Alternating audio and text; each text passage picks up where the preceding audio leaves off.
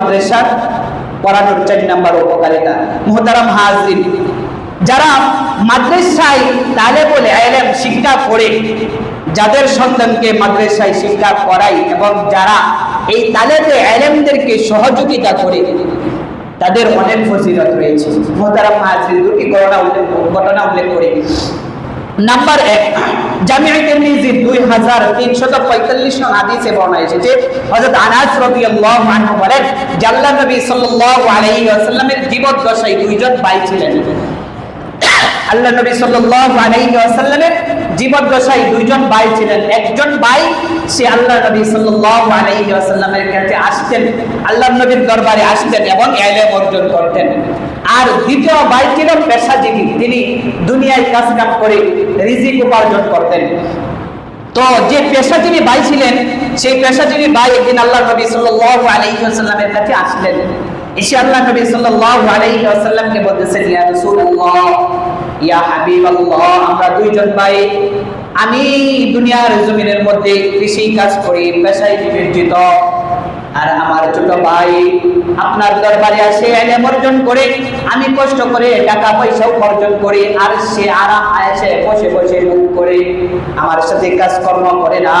তখন আল্লাহর নবী সাল্লাল্লাহু আলাইহি ওয়াসাল্লাম পেশাজীবী ভাইকে বলেন, লাআল্লাকা তুরযাকু বিহি, সম্ভবত তুমি তোমার তালেবে ইলম ভাইয়ের বদলতে, এর কারণেই হয়তো আল্লাহ পাক রব্বুল আলামিন তোমাকে রিজিক দিতেছে। সুবহানাল্লাহ। পড়ে আল্লাহর নবী সাল্লাল্লাহু আলাইহি ওয়াসাল্লাম বলেন যে তোমার যে তালেবে ইলম ভাই, তালেবে ইলম যে ভাই সে ইলম অন্বেষণ করতেছে, তুমি তার পিছনে টাকা পয়সা উপার্জন করে, তোমার কষ্টের টাকা, তুমি কষ্টে অর্জিত টাকা তুমি তার পিছনে ব্যয় করতেছো, যার কারণে আল্লাহ পাক রব্বুল আলামিন তোমার এই তালেবের ইলম ভাইয়ের কারণে আল্লাহ তাআলা তোমাদের রিজিকের ব্যবস্থা করে দিতেছে।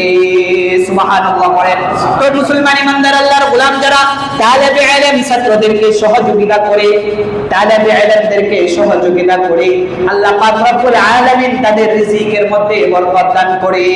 সুবহানাল্লাহ। করেন মুসলমান ইমানদার আল্লাহর গোলাম। দ্বিতীয় ঘটনা হচ্ছে শায়েখ আব্দুর রহমান আল হাফফাজ রাহিমাহুল্লাহু তাআলার ঘটনা। মুসলমান ইমানদার আল্লাহর গোলাম, ঘটনাটি হচ্ছে দামেস্কের একটি বিখ্যাত প্রসিদ্ধ গুরুস্থান ছিলেন, যার নাম হলো তুরবাতুদ দাহদা, আরেকটি নাম হচ্ছে মাকবারাতুদ দাহদা। গুরুস্থানটি খুব প্রসিদ্ধ ছিল। সেই গুরুস্থানের মধ্যে যারা দামেস্কে যেত, যারা দামেস্কের মধ্যে যাতায়াত করত, তারা সেই গুরুস্থানের মধ্যে যাইতো জিয়ারত করার জন্য। কারণ সেই গুরুস্থানের মধ্যে বড় বড় উলামায়ে কেরাম, বড় বড় আউলিয়ায়ে কেরাম, মুজাহিদিন এবং শুহাদায়ে কেরাম এবং আউলিয়াগণ সেই গুরুস্থানের মধ্যে শায়িত আছে। এই জন্য যারাই দামেস্কে যাইতো এই গুরুস্থান জিয়ারত করার জন্য যাইতো। মুসলমান ইমানদার আল্লাহর গোলাম, 1200 হিজরি সনের ঘটনা।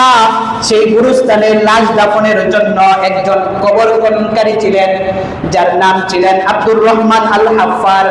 তার কাজ ছিল যখন কোনো লাশ আসতো, তখন সে কবর খনন করত, এটা ছিল তার কাজ। এর বিনিময়ে সে কিছু অর্থ পরিফেত। মুসলমান ইমানদার আল্লাহর গোলাম, একদিনের ঘটনা, একজন দরিদ্র মহিলা তার কাছে আসলো। তার কাছে আসার পর একটি কবর খনন করার কথা বললেন, একটি কবর খনন করার কথা বলল। কবর খনন করার কথা বলার পর সে কবর খনন করলো। তারপর জানাজা আসলো। জানাজার মধ্যে বেশি সংখ্যক লোক ছিল না, অল্প সংখ্যক লোক ছিল এবং জানাজা শেষ হয়ে গেল। জানাজা শেষ হয়ে যাওয়ার পর লাশটিকে কবরের কাছে নিয়ে আসলেন। কবরের কাছে নিয়ে আসার পর যখন ওই আব্দুর রহমান আল হাফফার লাশটাকে কবরের মধ্যে রাখলেন, কবরের মধ্যে রাখার সাথে সাথে তিনি দেখলেন যে ওই ব্যক্তির লাশটা কবরে রাখার সাথে সাথে তার কবরটা প্রশস্ত হয়ে গেছে এবং কবরের মধ্যে জান্নাতের নিয়ামত, জান্নাতের বিছানা চালু হয়ে গেছে। সুবহানাল্লাহ। পড়েন মুসলমান ইমানদার আল্লাহর গোলাম, এবং দুইজন ব্যক্তি আসলেন। দুইজন ব্যক্তি এসে বুরাহের মধ্যে আরোহণ করে দুইজন ব্যক্তি এসে লাশটাকে নিয়ে চলে গেলেন। এই ঘটনা দেখার পর আব্দুর রহমান আল হাফফার রাহিমাহুল্লাহু তাআলা বেহুশ হয়ে গেলেন এবং উপরে যারা ছিল, কবরের উপরে যারা ছিল, তারা এই দৃশ্য দেখতে পাই নাই। যখন দেখলো আব্দুর রহমান আল হাফফার রাহিমাহুল্লাহু তাআলা বেহুশ হয়ে গেছে, বেহুশ হয়ে যাওয়ার পর তারা ওই আব্দুর রহমান আল হাফফার রাহিমাহুল্লাহকে পানি ছিটালেন। পানি ছিটানোর পর তার হুঁশ যখন ফিরে আসলেন, তখন বললেন যে তুমি কেন বেহুশ হয়ে গেলে? যখন জিজ্ঞাসা করলেন যে তুমি কেন বেহুশ হয়ে গেলে, তখন বললেন সমস্ত ঘটনা বিস্তারিতভাবে বর্ণনা করলেন। এর কয়েক মাস পর আবার একই ঘটনা, ওই মহিলা আসলেন এবং একটি কবর খনন করার কথা বললেন। আব্দুর রহমান আল হাফফার রাহিমাহুল্লাহু তাআলা আনহু কবর খনন করলেন।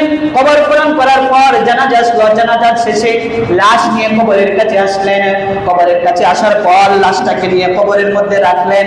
কবরের মধ্যে রাখার সাথে সাথে আবার কবরটা প্রশস্ত হয়ে গেছে, জান্নাতের বিছানা চালু হয়ে গেছে এবং দুইজন লোক এসে কুরআনের মধ্যে আরোহণ করে এসে ওই লাশটাকে নিয়ে চলে গেছে। এবার তিনি আর ভয় পেলেন না। ভয় না পেয়ে ওই মহিলাকে জিজ্ঞাসা করলেন কি ব্যাপার। ওই মহিলাকে জিজ্ঞাসা করলেন যে কি ব্যাপার, তুমি, তোমার পরিচয় কি, কি তোমার নাম, তোমার পরিচয় কি আমার সাথে বলো। তখন ওই মহিলা বললেন যে আমাকে কিছু জিজ্ঞাসা করবেন না, আমার উপর আল্লাহ তাআলার মুসিবত অর্পিত হয়েছে, আমাকে আমার উপর থাকতে দেন, আমার উপর মুসিবতের উপর থাকতে দেন। তখন আব্দুর রহমান আল হাফফার রাহিমাহুল্লাহু তাআলা আনহু ওই মহিলাকে কঠিনভাবে বললেন যে সবকিছু আমার কাছে বর্ণনা করেন, আপনি কে এবং এই সন্তান, আপনার সন্তানের পরিচয় বলেন। তখন ওই মহিলা বললেন যে আমার যে দুইটি সন্তান ছিল, আপনি যে প্রথম সন্তানকে দাফন করেছেন কয়েকদিন আগে আমার একটা সন্তান মারা গেছে, আর এখন দ্বিতীয় সন্তান মারা গেছে। তখন ওই মহিলা বলতেছেন যে আমার প্রথম যে সন্তান ছিল ওই সন্তান ছিল তালেবুল ইলম সন্তান, সে দ্বীনি ইলম অর্জন করত, বড় বড় আলেম উলামাদের কাছে যেত, তাদের মজলিসে বসতো এবং দ্বীনি ইলম অর্জন করত।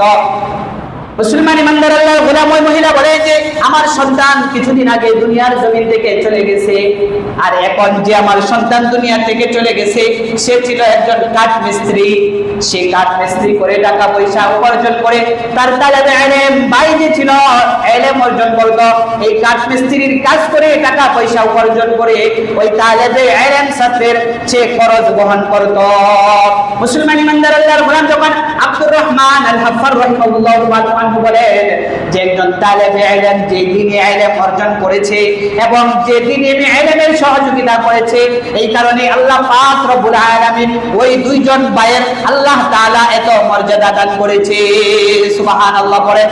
তো যারা দ্বীনি শিক্ষায় শিক্ষিত হবে, দ্বীনি ইলম অর্জন করবে এবং যারা দ্বীনের ইলম অর্জন করবে, যারা দ্বীনি শিক্ষায় শিক্ষিত হবে এবং যারা সহযোগিতা করবে, আল্লাহ পাক রব্বুল আলামিন তাদের মর্যাদা বহু গুণে বৃদ্ধি করে দিবে। সুবহানাল্লাহ পড়েন।